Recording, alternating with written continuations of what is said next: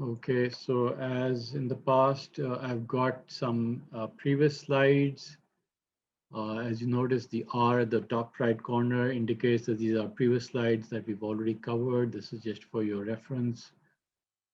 We talked about RBMs, autoencoders, and then we talked about RBM training, Netflix computation, and the belief networks, which was a deep version of RBMs. And then we started talking about generative adversarial networks. And we spoke about how GANs are trained. Now, let's talk a little bit more about how GANs are trained. So can somebody remind me as to what was the basic process of training a GAN?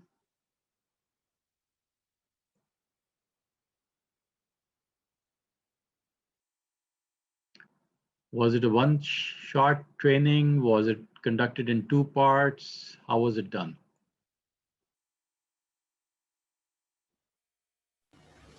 Um, there were two parts basically. First was the generator, and the other was the discriminator. Generator created images that were fake images of people, which had it had been trained separately, and then it sent the pictures to the discriminator that verified whether the picture was correct or not. It had a few real images and images that were coming from the generator, and it is an iterative process that goes through after the discriminator has been trained on the current images. It goes back to the generator, and then the generator is retrained, and so that the discriminator is again trained on the newer pictures that are generated by the generator. In the end, until both the values that the generator has for labels, for both the labels, if whether it is a correct face or not, are point 0.5. Right. So Because the would you face, train the generator first or the discriminator first? the generator, so that it can have the discriminator has the images for to process, like with the real image and the generated images. Yeah, but generator can generate images without being trained, Yes. right? So Yes. if you training the generator first and your discriminator is completely untrained, would that add value to the generator? Would that, would the generator? No, I don't think so. It will definitely, when it's trained, it will only be better if it's trained after. Basically, the main training that matters is after the discriminator has uh, quantified or trained itself. Right. So initially what you could do is generate images. I hope you can see my mouse over here. So initially what you could do is generate, you're taking random numbers and you're generating so-called images. Those might be completely garbage, right? And you're taking real images, all right? And we're calling this X and we're calling this Z. And this is the generated images are G of Z, okay? And you're taking the discriminator, and when the discriminator has the input of real images, we want to have those compared to what would be the labels over here, as compared to the discriminator having the generated images. So the labels over here, which we're calling y hat, what do you want the probability to be over here versus over here? I think we should So, have the probability of 1 for dx and 0 for d of g of z. right. So basically this is what we want because we know that these are fake images. So the discriminator should ideally be giving a 0. If it's a real image, then the discriminator should give you a result that the probability that this is a real image should be close to 1 and this should be close to 0. Okay, so far so good. So if you look at this particular example, as we had shown earlier, this is a generated image. It looks pretty bad. Here is a real image which is being trained, and you expect that this probability to be very high. You expect that this probability to be very low after it goes through the discriminator. So if you're doing the training over here, you get d of x. You expect that these will be close to 1, right? And when you're giving it fake images, the labels should be 0. Does that make sense? So this is how we're training the discriminator. All right. So once the discriminator is somewhat trained, we can go next to training the generator. Okay, so now we're training the generator. And now when you training the generator and you are generating, you again have random numbers over here. It spits out images. Hopefully they somewhat now closer to real images. And then it goes through a discriminator, which takes the image and puts out a value, which is the probability that this is a real versus a fake image. Okay. Now all of these are fake images. So what should the labels be over here?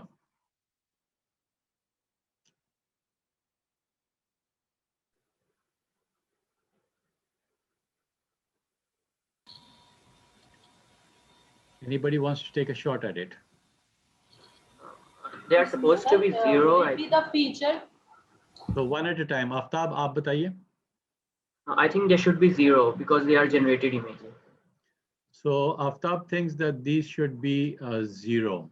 All right. So in other words, these are all fake images. And so we would like, when we're training the generator, we would like the labels to be 0. Anybody have a different opinion?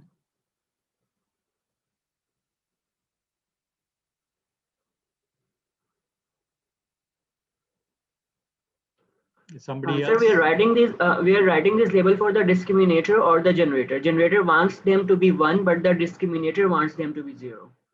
Okay, so again, look at the title. We're done training the discriminator. This discriminator is, let's say, already trained. Now we're training the generator. Remember, we're training these. Yeah. Okay. Now there should be 1. There should be 1 then. Okay. So now, okay. So that makes more sense. Do people agree or disagree with this? Does anybody agree with Aftab? It should be 1 because then only we can train it to generate real images. Okay, very good. So Ahmed is also of the point of view that there should actually be 1, because basically what we're saying is that we want to fool the discriminator, right? So you want the discriminator to think that this particular image is a real image. And so in other words, when it's really fooled, then the discriminator is going to think, then essentially what we want is that the discriminator should be fooled into thinking that these are real images. And hence the way to do that is by saying that we want to have the labels, the training over here to be 1. Okay. Now in the previous case, you saw that your half of your, let's say, your images are fake and half of them were real. Okay. So this is what is called a balanced training process. Okay. Half of them are on one side, half of them on the other side. That looks pretty balanced. In this particular case, is it balanced? Is the training balanced?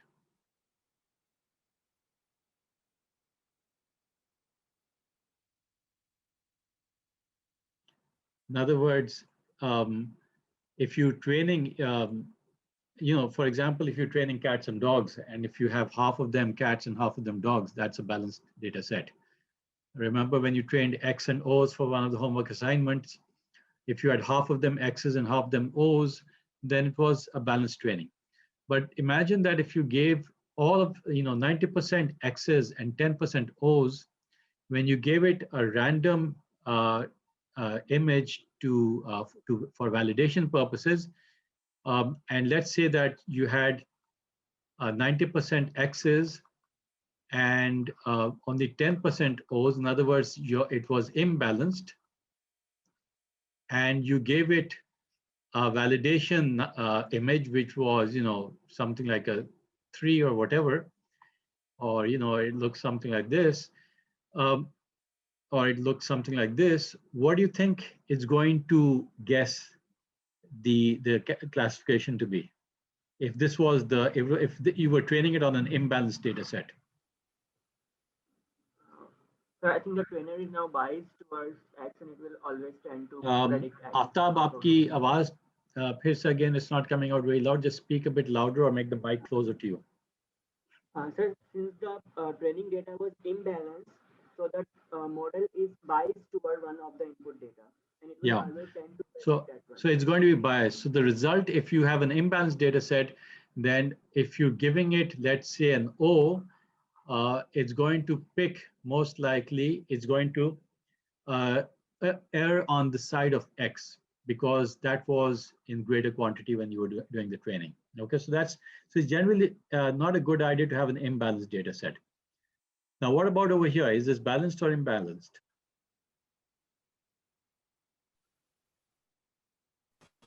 All are one, then it is imbalanced. It's all are one, so it's clearly imbalanced. All right, so it's not the ideal training scenario. When you're training the generator, it's a completely imbalanced data set because you don't have an option. So, it would be nice to have an option, but when you're training the generator, that's the particular scenario. Okay, so this is what you have. You get results, and you basically try to ensure that this is your labeling. You're trying to ensure that your results get as close, as high as possible. All right. So now I'm going to show you the actual loss equation that is used, and it's a little complex because we haven't really talked about binary cross entropy. It relies on, whenever you have probabilities involved, because here, remember that Z is a certain probabilistic data, so it becomes a bit more complex to do the training. Remember, you have a random seed which is generating the data. So, and you have two classes. So this is typically referred to as a binary cross entropy. And this is a bit more complex because it has randomness over here. So I'm just going to show you the loss equation. It's a complex equation. It is a min-max problem.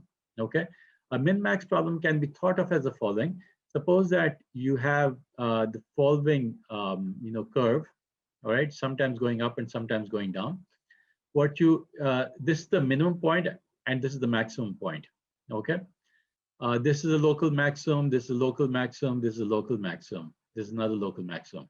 All right, so this is the maximum points, and there are a bunch of maximum points over here.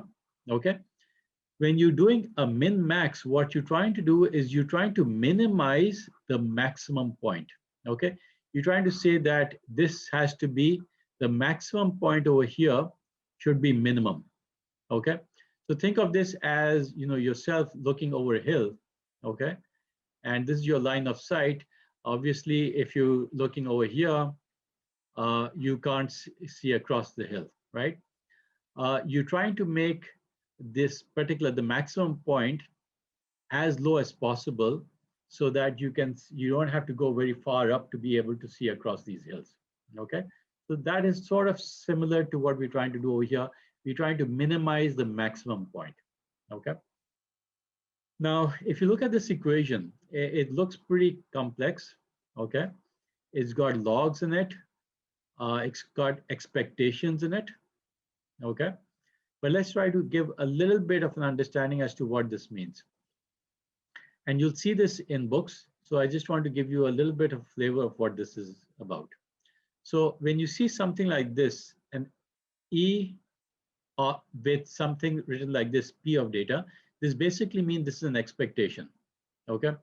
Now I hope that people are familiar with the expectation, right? So if you have a random value X, then there's a certain probability, there's a probability of 0.9 that it is a 1, and 0.1 probability that it's a 0. Then the expectation value is simply 0.9 times 1 plus 0.1 times 0, which is 0.9. Okay, so that's typically referred to as the average. But when you have stochastic data or a distribution, then this is how it's referred to. Now, it requires a certain probability distribution. So if you have data which has a distribution like this, or has a multi-home distribution, then the expectation is based on a probability distribution. Now here we're taking the expectation of the D of X, okay? So now let me explain this. So Z has a certain probability distribution, okay? We're referring to that as P of Z, okay? Now if Z is completely random, can somebody tell me if it's a random number between 0 and 1, can somebody tell me what the distribution would look like? Probability distribution of Z if it's a real number uniformly distributed between 0 and 1. Normal distribution. Uniformly distribution. I didn't use the word normal distribution. I said uniformly distributed. In other words, the probability of any number here is equally likely. So would it look like this? Would it look like, something like this? Or would it look like a straight line? What would it look like? Straight line. Yeah, so it would look like a straight line simply because what that means is that the probability distribution is equally likely. It's a random number which is equally likely to fall between any two intervals. Okay, you take two intervals of the same size, and the probability that will lie between those two will be equally likely because it's uniformly distributed. Okay, so when you take a random number, it normally means that it is uniformly distributed. All right, so uniform. When you generate a certain set of images, after a while, the distribution will not necessarily be uniform. As it's hopefully getting trained to become better and better at recognizing images, the probability distribution of G would change. And it's going to be very complex, of course. It'll be, it's hard to say what it will look like, but eventually, maybe initially it will turn, it was started off as a uniform distribution. Eventually, it may look something completely different, all right? It depends on what the faces distribution looks like and exactly what we're measuring. Now, similarly, X is the real images and P of data. This is the probability distribution of the actual images, okay? So eventually, hopefully, if this training was very good and the generator network was able to generate images which were really good, realistic images, what do you expect? How do you expect P of G and P of data to be? If you compare these two, what do you expect them to be? I think they will become equal. Yeah, so basically they'll start looking a lot like each other. So this is distributions the actual values will not be the same, but their distributions will start looking like each other, okay? So if this was the distribution of a certain variable, let's say this was the distribution of the length of a nose of a particular, of all the images, and let's say that the length is supposed to be, let's say 2 centimeters or whatever, and it's a normal distribution around there. So hopefully after it's been trained, you would expect that P of G for the distribution for the nose length would look hopefully something very similar to that. It would be centered around 2 centimeters and have the same kind of a standard deviation and so on, okay? So this is what we eventually want. Now, if you look at this, when we're trying to do a minimum maximum, if you look at this particular portion of this equation, which I'm enclosing within the curly brackets, okay? So this is the curly brackets, and I'm showing this particular portion of it to be A, all right? Now, let's say if you're trying to minimize A, when would this be minimized? At what points would it be minimized? If you look at this equation, would it be minimized when D of X is maximum or minimum?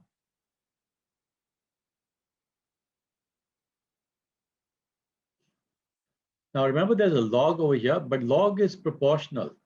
So if D is becoming bigger, then the log will also be bigger. You can't have an inverse relationship. In other words, if D is bigger, if D is going down, then the log cannot go up, all right? So the log will also be, it may not be linearly proportional, but it will have the same direction as D. So my question is, if A is going down, will that happen when D is going up, or will that happen when D is going down?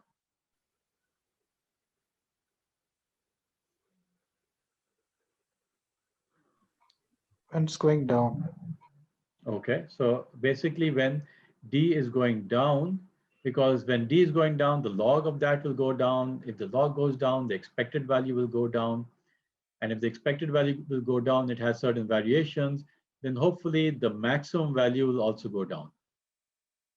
Okay, it's a random number, it's going up and down, but as D goes down, the variations, maybe initially the variations were like this, the variations might come out to be smaller. Okay, so that's clear that D has to be going downwards. If you want A to be minimum, then D has to be minimum. Okay, and this sort of reminds you of the fact that initially when we were training, we had said that we wanted to make D large. Okay, but as I think Arid said, that once you perfectly trained, you expect D to have gone down to 0.5. So you can see that we are going towards 0.5 by doing this training. So the value of D will be going down. What about D of G of Z? Remember, there's a minus sign over here. So will this be minimized when D of G of Z is maximum or minimum? When it's maximum. Maximum. Maximum. I heard maximum over here. So this Yeah. is right. So as D goes up, 1 minus D goes down. All right.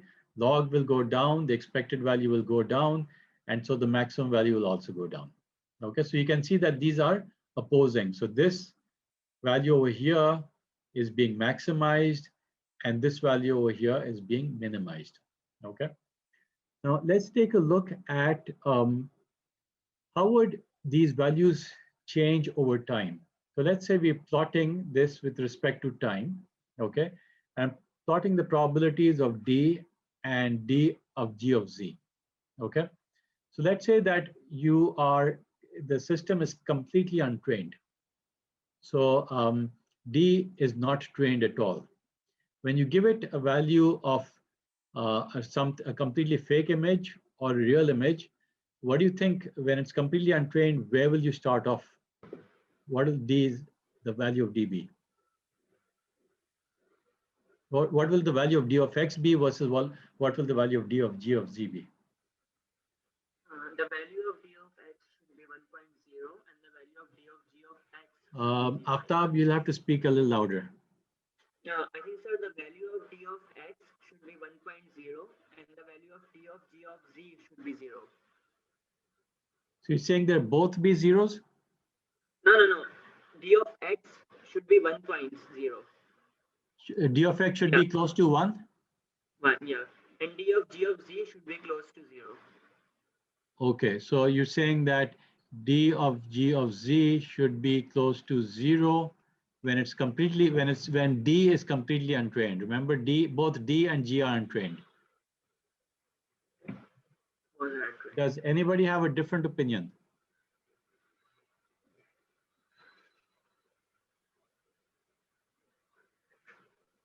Discriminator is untrained. Will it be able to figure out that a real image is a 1 and a fake image is a 0, even when it's untrained? No, I think it won't be when it is untrained. So if it's not trained, then what do you expect both of these to be? I think then it should be close to 0.5 because at that time it would have no idea if the image is real or fake. Okay, so that seems better. So we expect that both will start off at 0.5 because D of X is, it's guessing. It has absolutely no idea what a real image looks like and what it's being trained. It's you're just giving it the first training labels. All right. So remember the training that we're doing over here.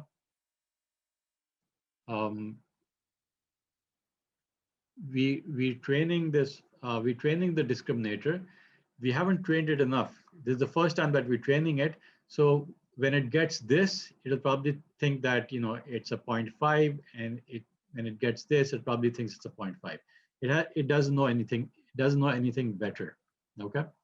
So they're both going to start off at 0.5, but as you give it more and more labeled data, okay, as you give it more and more labeled data, and you tell them that, okay, when you get data from this direction, this is going to be, the labels are 0.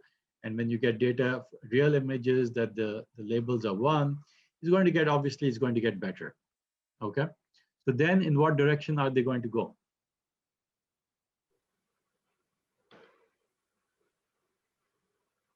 I've given you a hint over here that D of X will probably, it will go towards 1.0. Yeah, it will, hopefully, as it gets trained, it'll start going towards 1, and D of G of Z will start going towards 0. Okay, so let's assume that this is the training stage where we're training the discriminator. Okay. Now let's say we've trained the discriminator and it's doing a pretty reasonable job. For every fake image, it's giving a very low value of 0. And for every real image, it's giving a very good accuracy. Okay. Now we start training the generator. Okay. Now, as we're training the generator, now we stop training the discriminator. Now we're only training the generator. Now, what do you think is going to happen?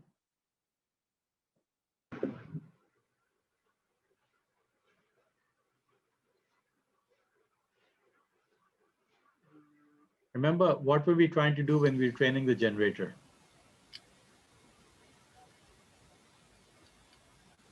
The values the values by generator will move towards 0.5, and the values of D of G will move towards 0.5. Okay, very good. So what's going to happen is that, let's assume that we weren't training the discriminator over here. Okay. Let's assume that we're not doing this. We're only training the generator. So when you're training the generator, are we training the discriminator? No, you're not. So if we're not training the discriminator, let's assume that the discriminator is kept static. The weights are here are kept static, and we're only training the generator. So the generator will hopefully get values such that when you are looking at D of G of Z, okay, it's going to start thinking that these are real images, because that's what we're trying to do. We're trying to make this close to 1. Okay, so the discriminator values for fake images is going to start thinking that they're real images. So it's going to go in the upwards direction. Okay. It could, if you're training it for a long enough period, it might actually go all the way up here, right? So if you don't stop training, it might actually go all the way up here. It might cross 0.5. Now let's say we switch now and we start training the discriminator. Now what's going to happen? So discriminator was over here, and now this is up over here.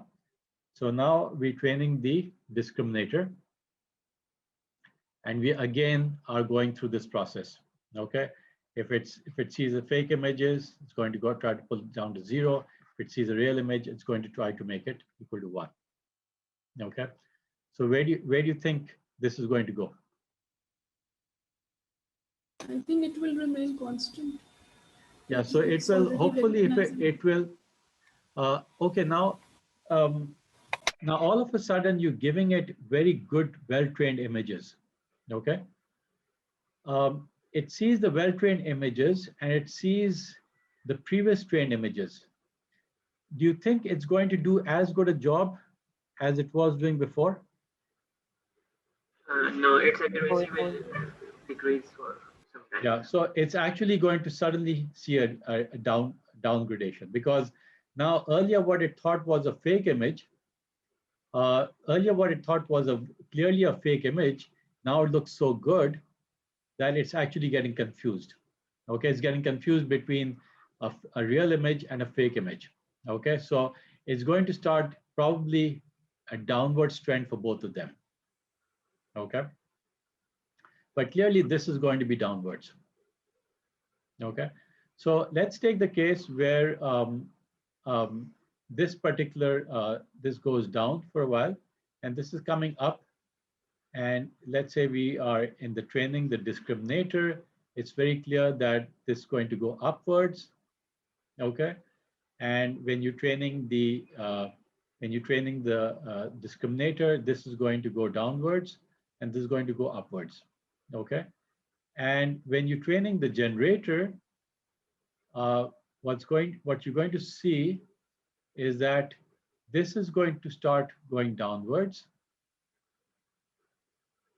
Oh,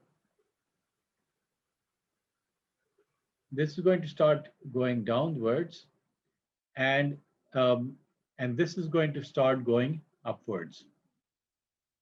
Okay, so basically, without going into more details, you're going to see a cyclical cycle. Okay, you might see something like this over here. So as I showed you, as you're training the discriminator, this diverges. As you're training the generator, these start coming together. Okay, and over time, what we expect what we're noticing is that the maximum point of these is now start going to go down, because it's not able to do a very good job, because as the generator is becoming more and more trained, the discriminator is getting confused even with real images. Okay, and the generator is getting better and better. Okay, so earlier what we saw is that in order to maximize, in order to minimize A, this A, remember, was this entire equation. Okay, and we saw that you're trying to minimize D. Okay, so what we're seeing is that the maximum value of D, the maximum value of D is being minimized. Okay, so you notice that this is the maximum value.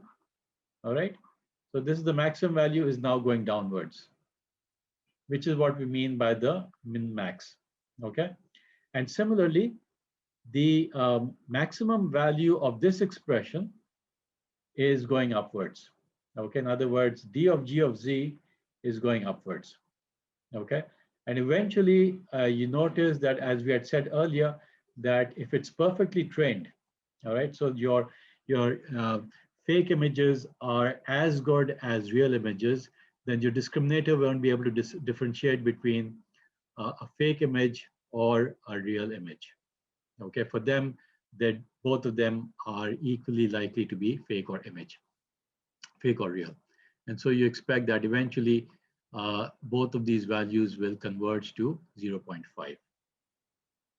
Okay, so I hope that sort of explained this very interesting scenario. And this is quite a unique training that is done in this entire field of adversarial networks training. And this is done in a variety of cases. And as this is a whole new field, it's a very hot field in the last few years. There's a lot of research going on over here. And if any of you, I'm not sure if you've picked this as your project, you'll see a lot of research papers and different algorithms which are going into this particular area. All right. So any questions? I'm not going to go into further details about GANs. Any questions about this before we move on to a completely new topic and to the next major topic? Sir? GOS. Sir ये कुछ मुझे इसमें समझ में नहीं आया थोड़ा सा. सर ये पहले हम डिस्क्रिमिनेटर को ट्रेन कर रहे हैं सर, उसके बाद सर हमने ये जनरेटर का ग्राफ बनवाया सर, हम इसी सीक्वेंस से आगे जा रहे हैं सर। जैसे मैं ये पूछ रहा हूँ, जिस टाइम पे हम जनरेटर को ट्रेन कर रहे हैं, जिस टाइम पे हमने एक स्नैप ली है जनरेटर को ट्रेन करने वाली सर, जी उस टाइम पे डिस्क्रिमिनेटर की वैल्यू क्या होगी? ये उस टाइम पे डिस्क्रिमिनेटर ट्रेन नहीं होगा? okay, so this is it can be a little confusing. If you look at it individually, it's a bit easier to understand that. So let's say that if you only training you only training the generator, okay, then what you would have is a graph like this. So the discriminator values, it would you basically trying to make this go upwards, right? Your labels are one, so you're trying to fool the discriminator into thinking that these are real values. Okay, so the label is 1. So clearly, d of g of z is going to go upwards. Is that clear? When you're only training the generator. Sir ये भी मुझे एक चीज बताया sir, जैसे आपकी आवाज एक सेकंड ठहरे, लेट मी सी। हाँ अवैस, आपकी आवाज क्लियर नहीं आ रही, there's a lot of noise. Can you speak up a little? Sir आवाज आ रही है मेरी अब? जी या सर मैं पूछ रहा हूँ, जैसे जो हम डिस्क्रिमिनेटर के अंदर जो डेटा दे रहे हैं सर, जो हम ये कह रहे हैं कि जनरेटर को जो हम डेटा देंगे सर डिस्क्रिमिनेटर का आउटपुट, ठीक है सर, और सर वो ये जनरेटर जो जनरेटर होगा उसको हम ये बताना है कि वो जो इमेज है हमारे पास में वो रियल इमेज है सर। हम नहीं, आप देंगे उसको कौन से ट्रेनिंग फेज की बात कर रहे हैं? सर ये सेकंड वाली जो अब डी ऑफ जी के बाद जिस जगह आपने कर्सर लेके गए। हाँ, जी so here when we training the generator, उसकी आप बात करें, ठीक है, go on. जी सर मैं कह रहा हूँ जैसे हमारे पास जो आउटपुट इमेज आ रही है सर, वो हमारे पास अगर ऑलरेडी फेक इमेज है तो सर अगर हम वो अगर जनरेटर के अंदर वो इमेज दे रहे हैं तो सर हमको तो वो पता है ना सर वो इमेज फेक है, तो सर वो जनरेटर उस तरीके से वो रियल इमेज कैसे अज्यूम करेगा उसको? हाँ, so देखें, when you're training the generator, this is what you're doing. Okay, when you're training the generator, what you do is you make the discriminator static. Okay, the discriminator has already been trained and it has some idea what is a what is a real image and what is a fake image. Okay, let's assume that the discriminator is perfect. It knows 100% what is a real image and what is a fake image. Okay, now it's getting these images and the generator is not very good. So it's generating images which are not really very good, right? So you can see these three images, they're pretty bad, right? They don't look at all like real images. Okay? Now, what you're trying to do, you're going to this is random. Okay, so these are random seeds and the generator's weights are now being trained. Okay, so as you feed this data into the discriminator, now every time, let's say you have a variation, suppose that you generate a nose which looks like this. Okay, it's going to say that the discriminator is going to say that this is fake. Okay, but now next time you generate a nose which looks like a real nose, like a real human nose, it's going to say that this is real, right? So it's going to give, in this case, it's going to give, let's say, a probability of 0.1, and in this case, it's going to give a probability of 0.7, let's say. Okay. So what's going to happen is that the generator is going to start to generate images which are closer to such that the discriminator thinks that these are real images. Okay, so such images will generate a very large loss. Okay, when you have a very large loss, you're going to have a major change. Okay, when it looks really good, that's going to say the loss is good. The loss is very small. All right, so basically it's going to remember this is the loss is very large over here. The loss equation is a large loss over here. The loss is small. So what is it going to go towards? It's being trained using a gradient descent. It will go towards generating images where the loss is low, right, is going to try to minimize the loss. It's going to change these weights of the generator such that the loss is minimum. In other words, it's going to train these weights such that the generator is going to create images which are going to look more and more real. Okay, it's going to try to create images, it's going to try to create these images which look more and more like real images. Does that make sense?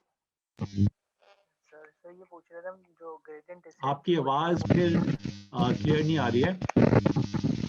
Hello sir ji sir gradient descent की जो equation है वो generator के अंदर हमने place की है. हाँ देखिए, हाँ ग्रेडियंट डिसेंट जो है यहाँ पर हम ग्रेडियंट डिसेंट को इस्तेमाल कर रहे हैं to change the weights of the generator. We're not looking at the discriminator. Okay, we take that the loss is going to be between the labels, which are 1, and the output of the discriminator. If the output of the discriminator, if you generate a really poor image, the output of the discriminator is going to give you a 0.1, let's say. Okay, if you happen to generate a really good image, the output of the discriminator, it will think that it's a real image. So the loss is going to be low. Okay, so basically the generator's weights are going to be slowly modified such that eventually the generator, the discriminator thinks that these images are really good images. These are really human-like images.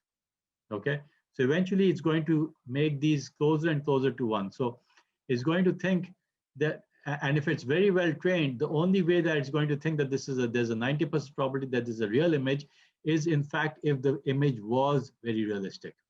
Okay, so if you give it this image, for example, this is probably going to result in a 0.1. But if you give it this particular image, it's probably going to be a 0.8 or something. Okay, if you give it this image, it's probably going to be a 0.5 or something. Okay, initially. So what is going to, so this image is going to generate a large loss. This image is going to generate a low loss.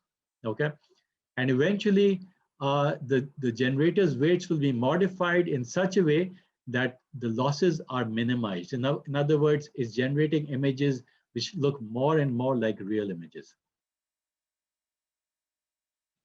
Does that make more sense now? Yes sir, yes sir. Okay.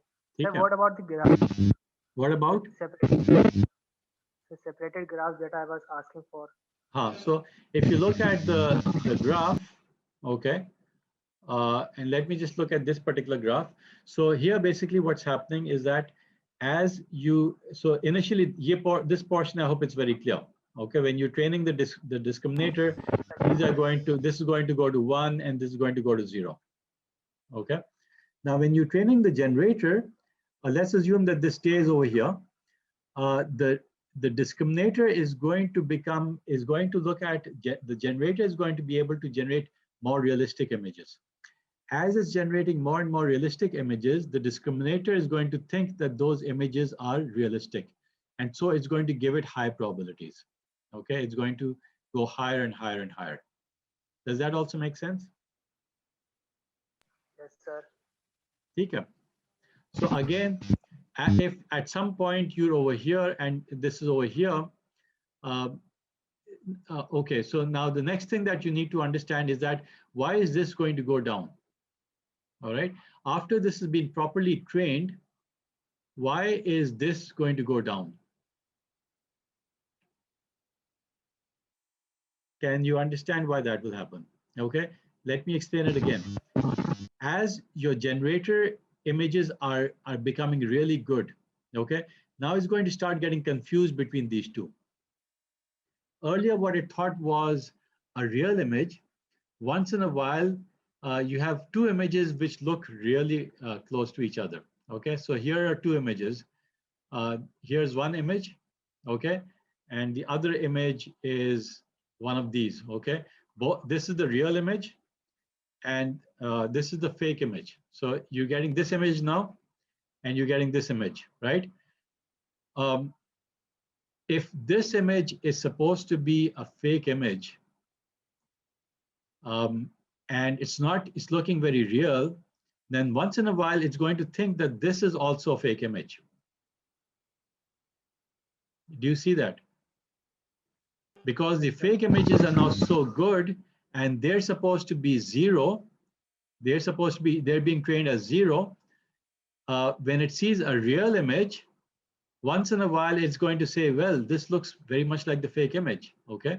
And if it looks very much like a fake image, then it's going to misclassify that as a zero. Okay, does that make sense? So it's going to start misclassifying real images as fake images when these two become very close to each other. Does that make sense? Sir यहाँ से sir जो discriminator का graph है sir जी यहाँ से इसमें confusion create हुई sir, ये डाउन आना शुरू हुआ सर, डिस्क्रिमिनेटर सिर्फ थोड़ा सा डाउन आया और जो जनरेटर का ग्राफ है वो काफी ज्यादा नीचे डाउन आया है. अच्छा, ये मैंने बहुत एक्यूरेट नहीं बनाया, so forget about this for right now. Just focus on this. Do you understand why the discriminator is going to go down? So this is important. This is important. This is important. This is important. Okay. This is also clear because it's not going to be trained over here. Okay, so forget about this for the time being, because here you're only training the discriminator. So this is going to stay as it is. So what is important is that as the generator has gone up over here, the discriminator is going to start making mistakes with real images. And so once in a while, on average, it's going to misclassify a real image, because this is X, is going to classify a real image as a fake image. Does that make sense? Okay, sir. Okay. So if you understand the dynamics, some idea of the dynamics of this, hopefully the overall, the min-max situation and the fact that they're adversarial. So in other words, D and G are opposing each other, you know, so the generator is trying to fool the discriminator, and that's why they're adversarial. Okay. Any further questions before we move on to a completely new topic?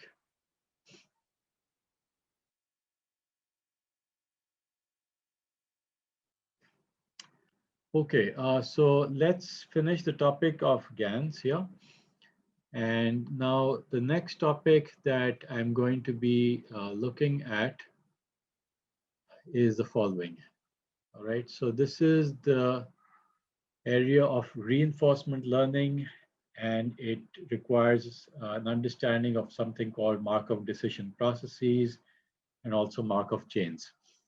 So I'm going to be spending some time on this today. Let me just see what time it is. We have another 10 minutes. Let me go forward for another 10 minutes, and then we'll take a break at 7:30. Okay, so the first thing is that we've understood unsupervised learning. We've seen what supervised learning is. Okay.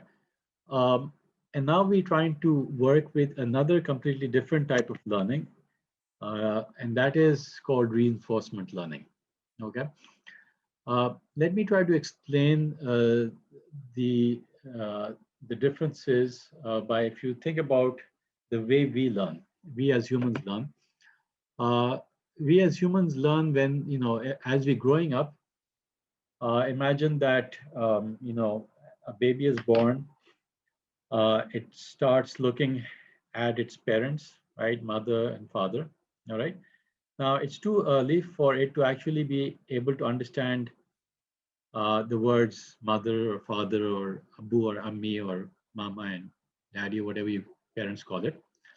But do you think after a few months it is able to, if it looks at its mother, internally it can now differentiate, although when babies are really small, actually they have a blurred image.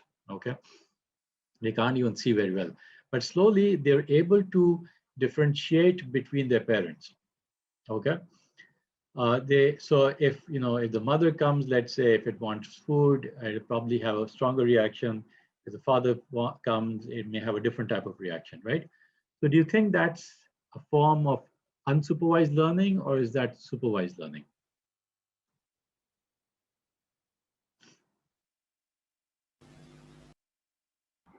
Unsupervised learning.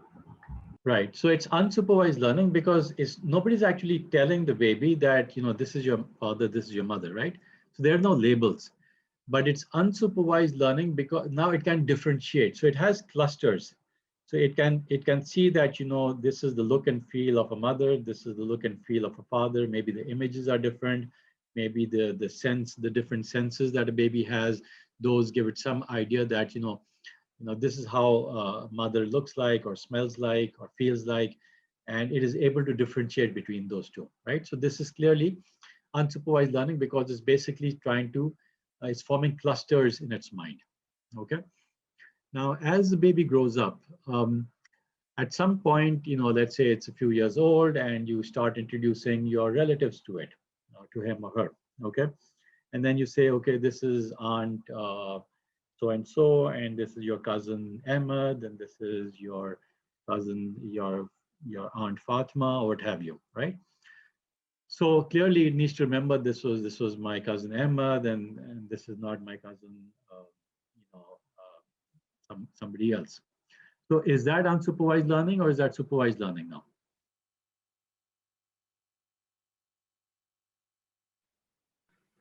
I think it should be supervised. I think I heard somebody say that it's supervised learning, right? That's clearly supervised learning because now somebody is saying that this person is Ahmed, this person is Fatima, and it needs to remember that, okay, these are the associations. So every time it sees a person who looks like Ahmed, it has to be able to say that this person has that particular label on it, okay? So far so good. We already understand all of this. Now, what happens, let's take a different scenario, right? Now the baby is going near something which is a fire, okay? And the baby puts his or her hand inside the fire, okay? What's happening over there? Is that supervised learning? Is that unsupervised learning? And what happens next? Can somebody explain that particular situation? And what is the learning in that baby's brain going on? What's going on over there? So basically, when the baby is moving his hand towards the fire, that is unsupervised learning because he do not know the repercussions. आप लोग की आवाज बहुत हल्की आ रही है. I'm not sure if that is because of my speakers or it's some other problem. Let me put on my headphones. That will probably make it easier for me to listen to you guys. Hold on.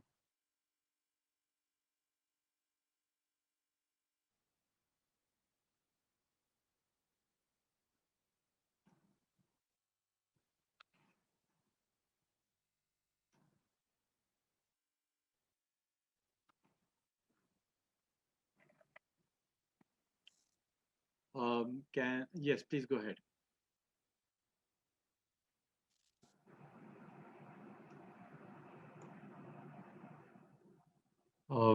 Hira, you were saying something. जी sir, मैं ये कह रही थी कि अगर बच्चा अपना हाथ आगे बढ़ा रहा है और उस वक्त उसके इर्द कोई मौजूद नहीं है. Can you hear me now? Ji, I can hear you much better. Okay. So अगर एक बच्चा हाथ बढ़ा रहा है आपकी तरफ और उसके करीब कोई मौजूद नहीं है, तो then it is unsupervised learning because he is trying to find something. But अभी learning नहीं है, अभी सिर्फ action है. उसके बाद जब अगर वो हाथ जलने से पहले किसी ने उसका हाथ रोक दिया कि नहीं, ये नहीं करना, ये यहाँ नहीं जाना, तो that is supervised learning कि this is not to be done. Very But good. still वो बच्चा जाके करता है और then उसको आग में उसका हाथ जलता है and he feels the pain. And then he doesn't do it, then it is reinforced learning because he has learned मतलब उसने सीखा है किसी चीज को मतलब टच करके वो चीज करके, और अब वो reinforcement हो गई कि पहले जो कहा था अम्मी ने उसमें उसका कोई वो नहीं था, मतलब उसके कोई अपनी लर्निंग उस तरह से नहीं होती, लेकिन जब वो जल गया तो उससे उसे अंदाजा हो गया कि इससे उसको पेन मिलेगा, तो वो तब वो अगर वो काम नहीं कर रहा, that is reinforced learning. Right, very good. So I hope people realize that these are three different forms of learning.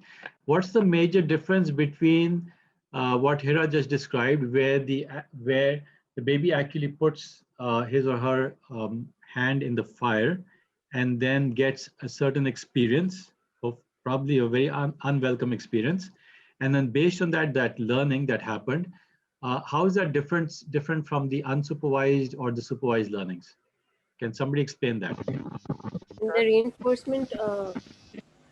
In the reinforcement, enforcement learning, it's actually learning through events, probably because it's going to get a punishment, right? If he goes inside or he falls from the stairs or whatever.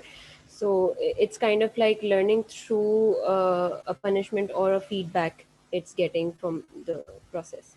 In Right. unsupervised learning, it's not like that. In supervised learning as well, in both cases, there are like in supervised learning there are labels that are already defined by someone, and in unsupervised learning, it's like it's learning on its own without any uh, Right. repercussions. So So clearly, there was something that pain that came in from the environment was a feedback, and that was quite different from the training that happened in supervised learning.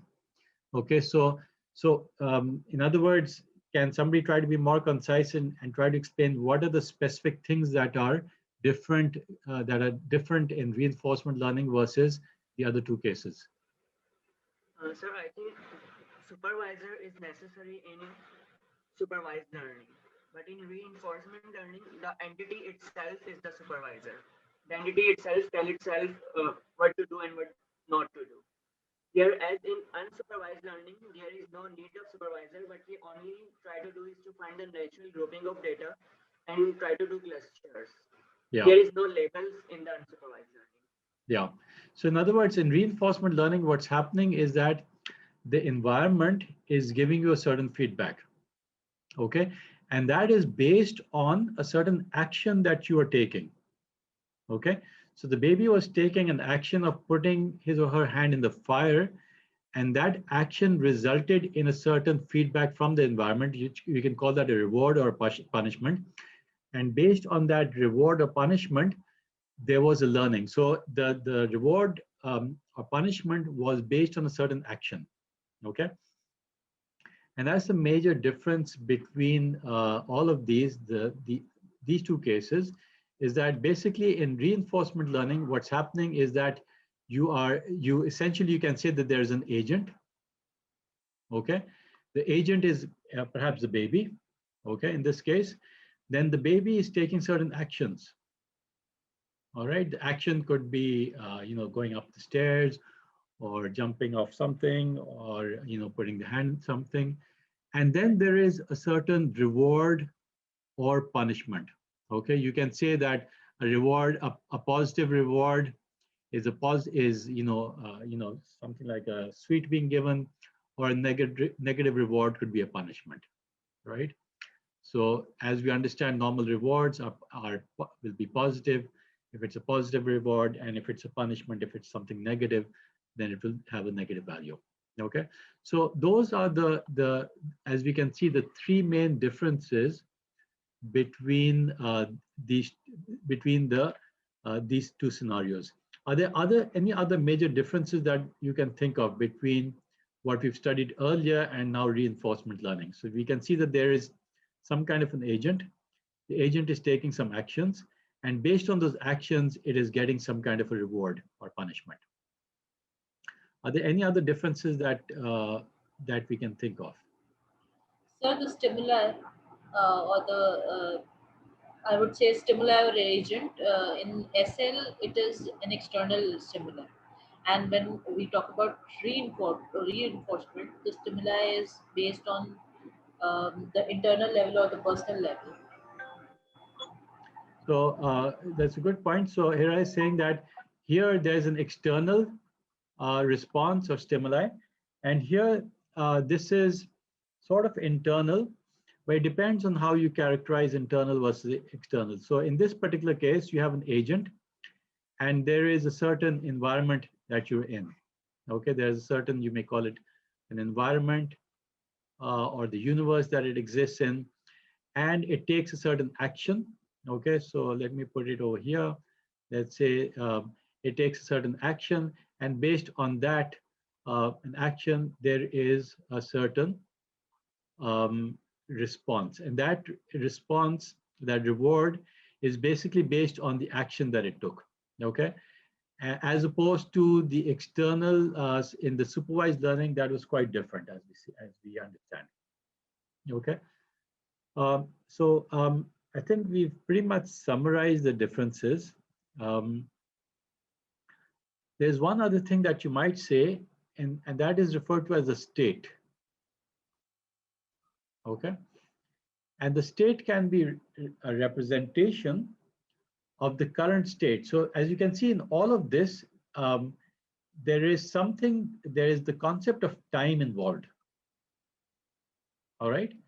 Earlier, there was no notion of time. All right. Both in supervised learning or unsupervised learning, there was no notion of time. Here, there is a notion of time because you have actions involved. All right. So the agent takes a certain action, and as a result of that, there is a certain reward. Okay. So you can see that all of this is happening over time. Okay.